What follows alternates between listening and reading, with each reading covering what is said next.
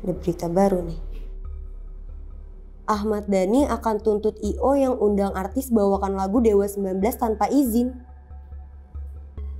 Coba kita baca komennya. Mau cari panggung? Bukannya seneng lagunya dibawain orang biar yang lain gak lupa sama lagu Dewa 19. Bau-baunya ada dompet yang mulai menipis. Pada bilang bingung cari cuan, udah gak laku. Dewa berani merjuangin lagunya, karyanya, haknya. Bikin lagu gak gampang bre. Dan Dewa berani ngelakuin itu. Langkah bagus buat musik Indonesia, biar ngehargai musisi dan pencipta lagu. Hak cipta itu bro, wajar lah. Di luar negeri aja gitu. Jadi sebenarnya Mas Dhani itu benar atau salah ya?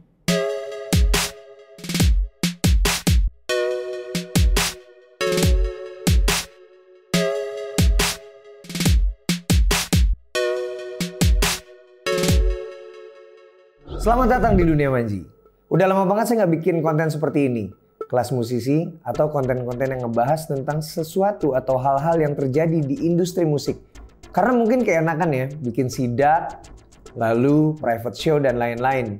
Tapi karena konten-konten seperti itu juga udah dibikin sama banyak musisi lain, so saya kembali lagi ke konten awal ketika mungkin kamu kenal saya di YouTube dengan cara seperti ini. Oke, hari ini saya mau ngebahas tentang Mas Dhani yang berulah. Mas Dhani. Mas Dhani itu terkenalnya arogan, walaupun karya-karyanya memang luar biasa gitu. Nah, arogansi apa lagi yang dia lakukan kali ini? Kita lihat, seperti yang ada di video awal tadi, pertanyaan dari wanita cantik Firda.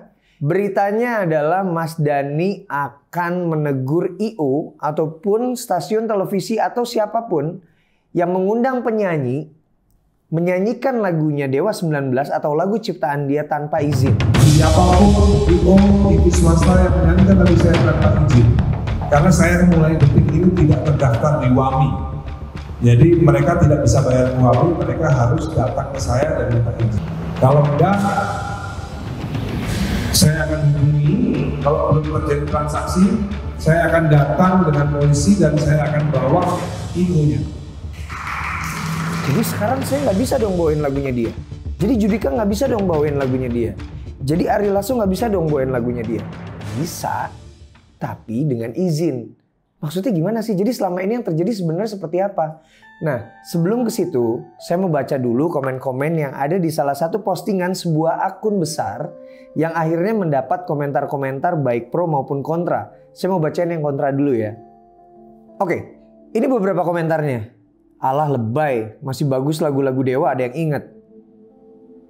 Mau cari panggung, bukannya seneng lagunya dibawain orang biar yang lain gak lupa sama lagu Dewa 19. Kok I.O-nya yang siapin list lagunya? Kan penyanyinya bukan I.O. Jangan bikin lagu biar gak ada yang nyanyiin. Waduh. Padahal lagunya yang dinyanyikan orang lain secara tidak sengaja mempromosikan dengan cara sukarela. Bayangkan kalau jadi viral lagunya jadi laris manis. Kan enak hitung-hitung bisa tambah isi dompet. Kenapa ngebahas isi dompet terus ya? Kenapa begini banget sih om? Jari gue mesti ngumpulin lagu KKI gitu. Maksudnya jadi gue mesti nyanyiin lagu KKI gitu kali ya. Oke. Saya lihat banyak netizen gagal paham atas pernyataan Mas Dhani. Mungkin karena tidak menonton secara lengkap atau sampai habis video yang ada di channelnya Mas Dhani atau di Video Legend. Coba tonton deh. Di situ Mas Dhani bilang hal ini dia lakukan karena tidak adanya transparansi dalam pembayaran royalti. Misalnya begini, dia dapat duit 100 juta, tapi dia nggak tahu dapatnya dari mana aja.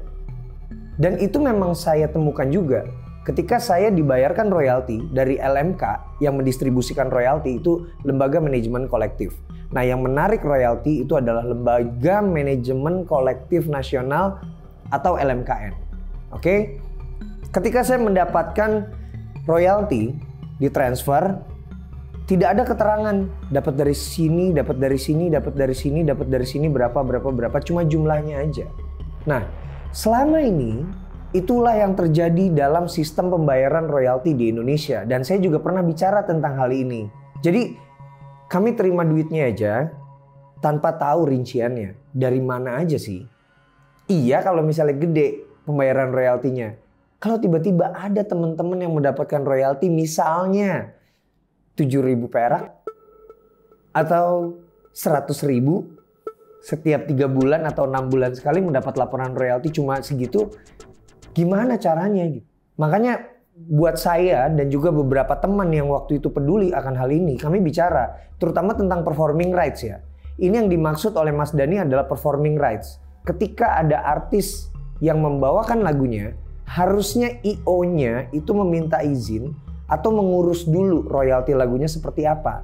Nah, biasanya pengurusan royalti ini yang menarik adalah LMKN nih, melalui LMK. Jadi ada satu LMKN, lembaga besar yang dikelola oleh negara. Lalu ada pendistribusian yang dilakukan oleh LMK seperti WAMI. Nah Mas Dhani bilang Mas Dhani itu menarik diri dari WAMI. Jadi LMK itu menghimpun dan mendistribusikan royalti kan. Dia menghimpun royalti dari beberapa tempat seperti karaoke, atau juga TV, atau restoran, kafe dan lain-lain atas lagu-lagu yang dipakai. Tapi masalahnya ketika pembagian itu kita tidak tahu yang dipakai itu lagu siapa aja. Kita tidak tahu lagunya dipakai berapa kali. Lagu mana aja sih yang paling banyak dipakai sebenarnya. Jadi tidak ada perhitungan secara presisi, secara detail. Itulah yang dipersoalkan sama Mas Dhani. Dan buat saya hal itu adalah sesuatu yang memang terjadi di industri musik. Kenapa sih dari dulu nggak ada ya sebuah sistem yang memang mengatur pembagian royalti atau pemakaian lagu itu presisi, detail. Misalnya lagu Menunggu Kamu dari Anji itu dipakai karaoke A sebanyak 200 kali.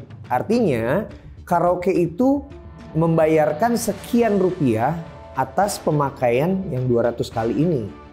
Dan Anji mendapatkan royalti atas 200 kali pemakaian itu. Jadi presisi, detail. Saya nggak ngerti kenapa sistem seperti itu tidak bisa diberlakukan di Indonesia. Di luar negeri sistemnya memang udah sangat jelas loh. Jadi misalnya ada IO nih, ini tadi ada pernyataan yang loh kok IO-nya kan harusnya ngelis lagunya artisnya.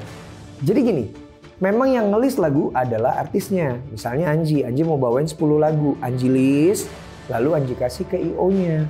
Nah IO-nya membayarkan royalti kepada pencipta melalui lembaga manajemen kolektif.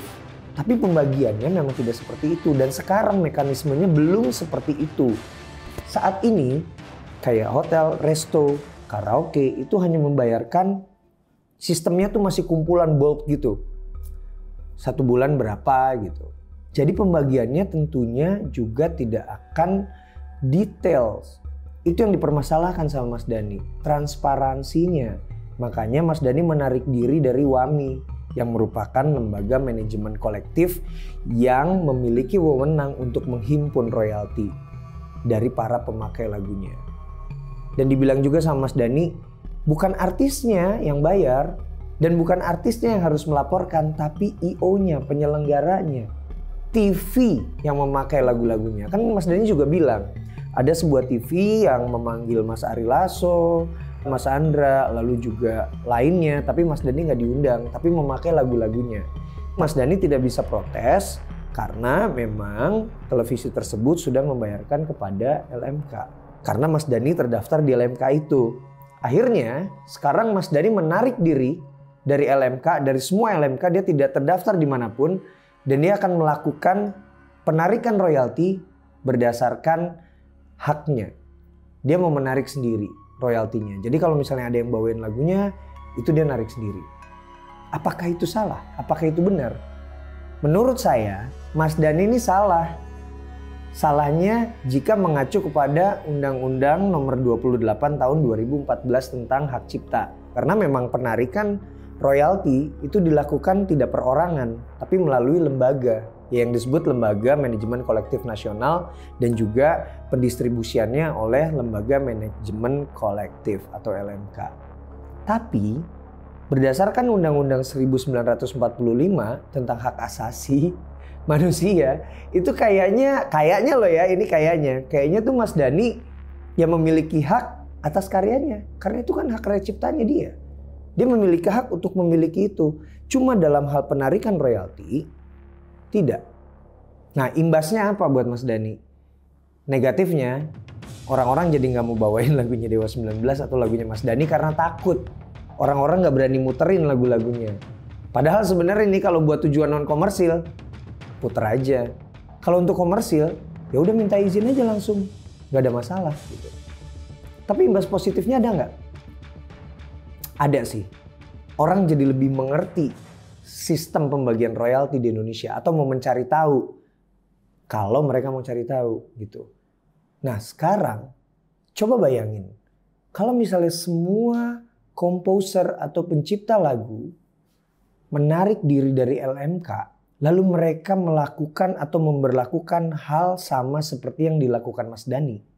Apakah industri musik atau pengelolaan royalti di Indonesia akan lebih baik? Jangan lupa senyum hari ini.